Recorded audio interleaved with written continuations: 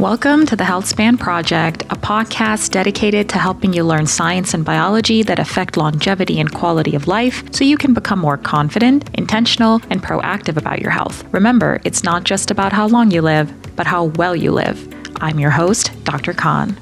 Welcome to another episode. Thank you so much for joining me. I want to start out by sharing a story with you. I took on a patient not too long ago, and while going through their assessment, they tell me how they've always been in quote unquote good health, and every time they've had blood work done or any kind of assessment done, they haven't been told if there is anything that's quote unquote wrong. Long story short, we go ahead and do a thorough health assessment, including a A1C, a hemoglobin A1C, which is, if you don't know, is a screening test for diabetes. This person tested positive for pre-diabetes. Now, when I tell him this information, that they are very surprised, obviously. They're like, well, I've been tested all these years, and how is it possible that my blood sugars are abnormal? And when we looked at the prior years, year after year, when their A1C was done, he was right. Technically speaking, he was always normal.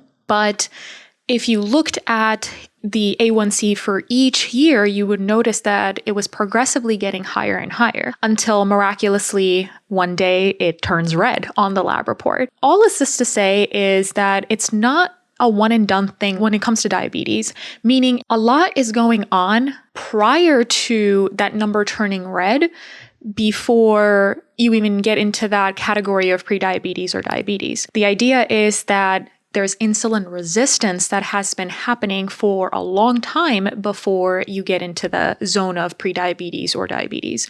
And this is to say that the disease is a spectrum of disease. On one end of the spectrum, you have insulin resistance. On the other end of the spectrum, you have diabetes. So needless to say that looking at the progression of numbers increasing as the years are going forward, this was a clear sign that there was something going on in the realm of insulin resistance before this person became pre-diabetic. So today we're going to be talking about insulin resistance. And so it's important to kind of, catch things earlier on so we can not only slow down the progression, but also to possibly reverse it. And that would be the scope of what I'm trying to cover here, to understand insulin resistance to begin with, so that when we later talk about biomarkers that help us kind of figure out where you might be on the spectrum of insulin resistance, prediabetes, or diabetes, and then kind of to learn how to possibly slow these things down or to reverse them, you kind of have to first understand what is insulin resistance and what the pathophysiology of it is, meaning what is causing all of this. To get into it, insulin resistance is basically the body's inability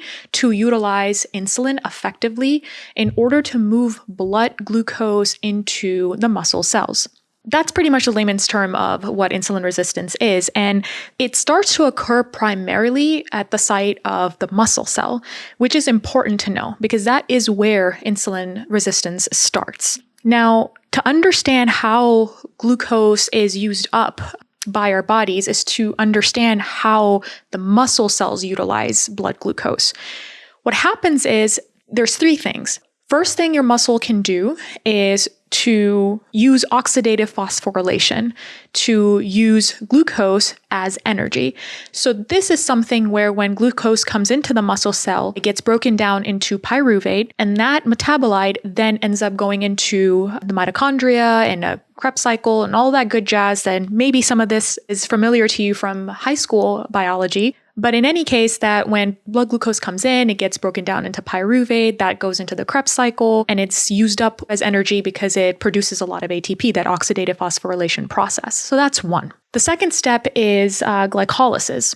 So glycolysis is similar to what I just described, where glucose is taken up again in the muscle cells and it's broken down to pyruvate, but that pyruvate doesn't go through the Krebs cycle. It ends up actually going through another process and ends up being turned into lactic acid, and the energy is still produced from this process, but it's far less than what you get from oxidative phosphorylation. And the third step is glycogen formation. Glycogen formation is basically taking glucose again from blood into muscle cells and actually creating like a net of glucose out of it, which is called glycogen, which is a stored form of glucose. And yes, this brings us back to what I said as muscle being the primary site of insulin resistance, because it is also the primary site of glucose storage. And this is going to come back later when we talk about some other details, but keep that in the back of your mind, understanding that a lot of glucose storage happens in the muscle cells. It is the primary site of glucose disposal for our bodies. Pretty much, if you want to kind of put numbers to it, about 80% of glucose storage happens in muscle cells and about 20% happens in the liver. So now understanding these three things that we just talked about as how glucose is used up from blood glucose into muscle cells. So what goes wrong? This is where Dr. Gary Schulman's study comes into play. Dr. Gary Schulman is one of the leading diabetes experts in our country, and a lot of his research has actually helped us understand the process of insulin resistance as well as how it then progresses to prediabetes and diabetes. So one of his studies actually showed that they took a group of people that are quote unquote normal, meaning they don't have any blood sugar abnormalities, and they compared it to a group of patients with diabetes. What they noticed was that there was no difference between these two groups when it came to oxidative phosphorylation for glucose usage, meaning that first step that we talked about that utilizes mitochondria and Krebs cycle, which produces the most amount of energy. And there was no difference in glycolysis, meaning the second step that we talked about, or not step, but second way that we talked about of how glucose is utilized. Again, gives us ATP, just not as much as the first one. So there were no difference between these two things when it came to these two groups. What they noticed, however, was that in patients that did not have any blood sugar problems, they were able to utilize blood glucose and make it into glycogen in their muscle cells far more than patients that had diabetes.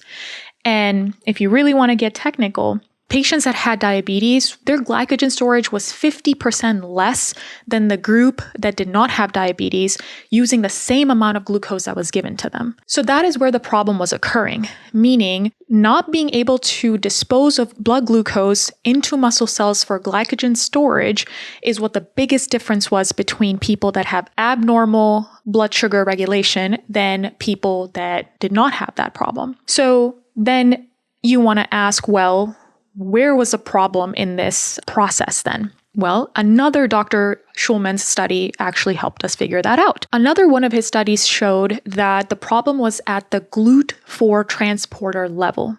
So what the heck is that, right?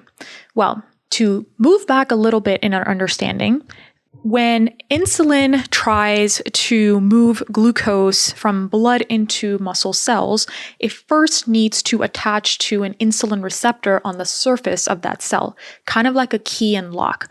Insulin is the key, receptor on the cell surface is the lock. When that interaction happens, there is a couple of other interactions that occur in that pathway that allow this GLUT4 transporter to come up to the surface of the cell. And it opens up and basically allows glucose from the blood to pass through into the muscle cells.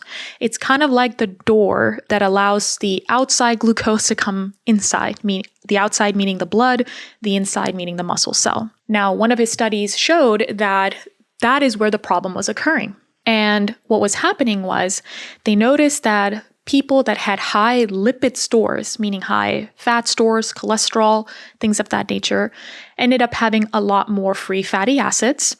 And these free fatty acid metabolites, meaning when you break down these free fatty acids, metabolites such as DAGs can actually cause interaction problems or interference rather between this process of insulin to insulin receptor to a couple of things happening to then GLUT4 transporter being allowed to come up to the surface of the cell.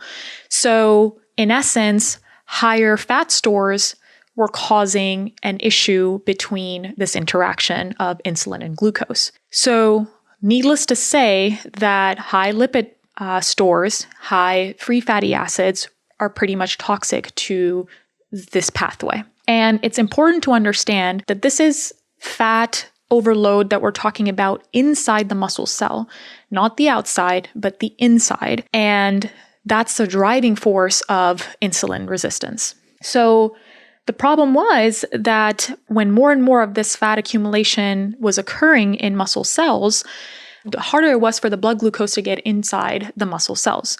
This would then cause the pancreas to put out more insulin, basically trying to force that glucose into the muscle cell as much as possible, meaning this is where you start to see the rise in insulin levels before you even see huge changes in blood glucose.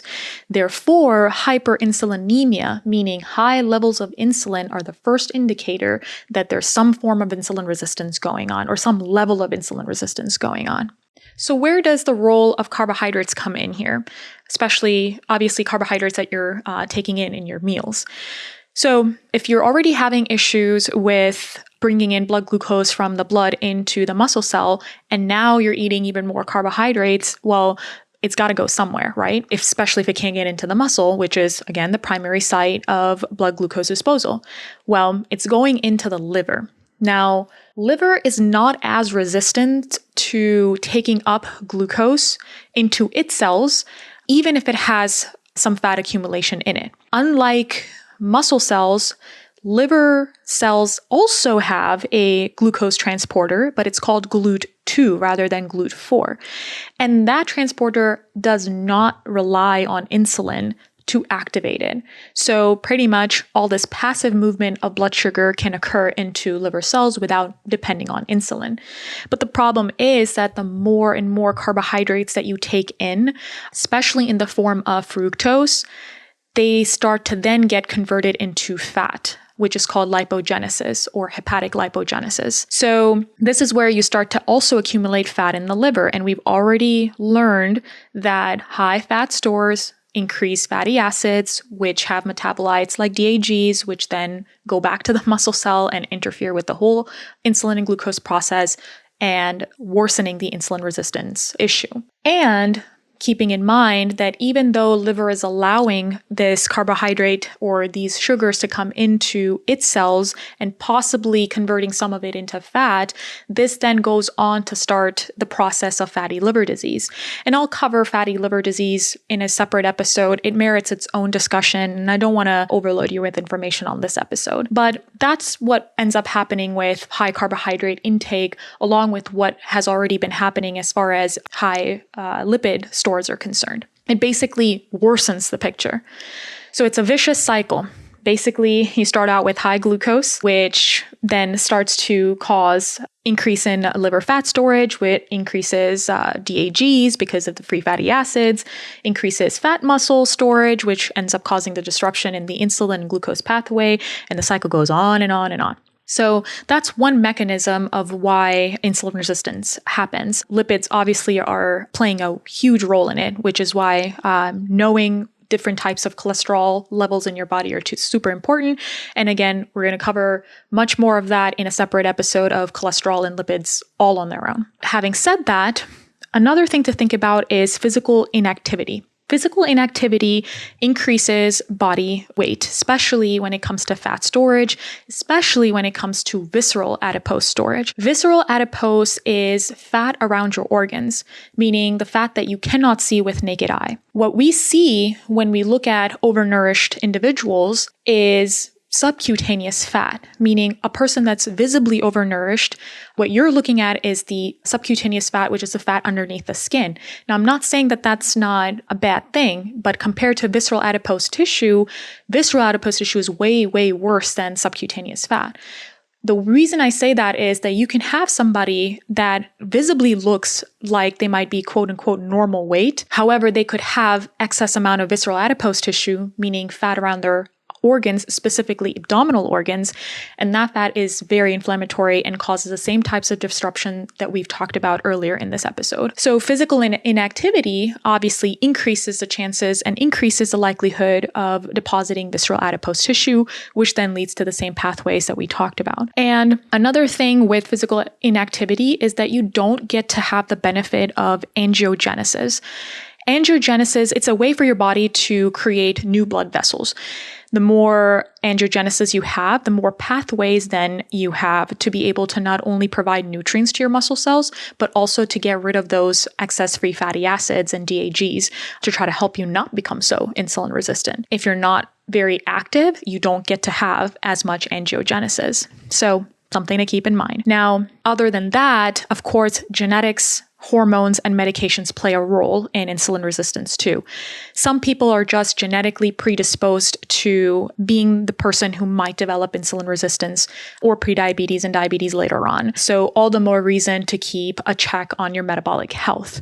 Hormones, especially something like cortisol, is very important in this pathway as well. Cortisol is our flight and fight response hormone. Evolution-wise, you wanted the surge of cortisol if you saw like a lion or something, trying to chase after you, because the body needs readily available energy to be able to help you get out of there and run, right? Now, bringing it back to present times, we don't have lions around. However, stress in and of itself causes this rise in cortisol, which then spills all this sugar into your bloodstream.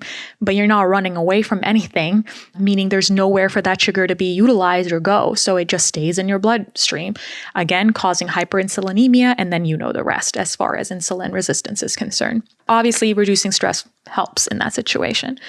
And medications such as certain antivirals or antipsychotics can also have similar issues when it comes to rise in blood sugar and causing insulin resistance. So all of these things working together can certainly cause an environment for your body to really be primed for insulin resistance, which is bad.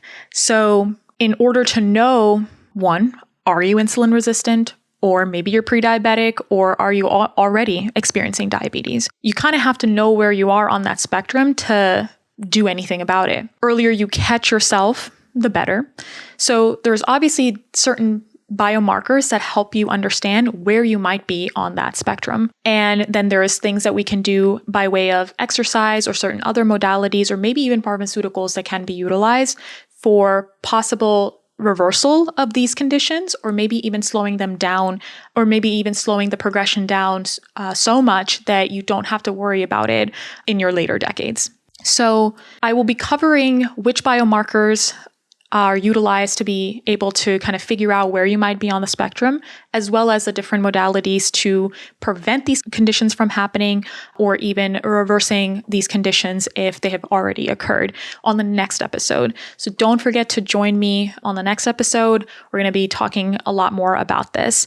I hope you've learned the pathophysiology of insulin resistance. I hope I've helped you understand it a little bit better. And I can't wait to join you on the next episode to learn even more as far as prevention and reversal of these conditions. Also, if you happen to be in the Northern Virginia area and are looking for a primary care doctor who does things like these and focuses on longevity, check us out at mosaictheorymd.com. We'd love to work with you. All right, well, I'll see you on the next episode. If you liked what you heard on this episode, please do me a favor. Share it with your friends and family and help them become more confident, intentional, and proactive with their health. They will thank you for it. Don't forget to subscribe to the podcast and share a 5-star review wherever you get your podcasts. See you on the next episode.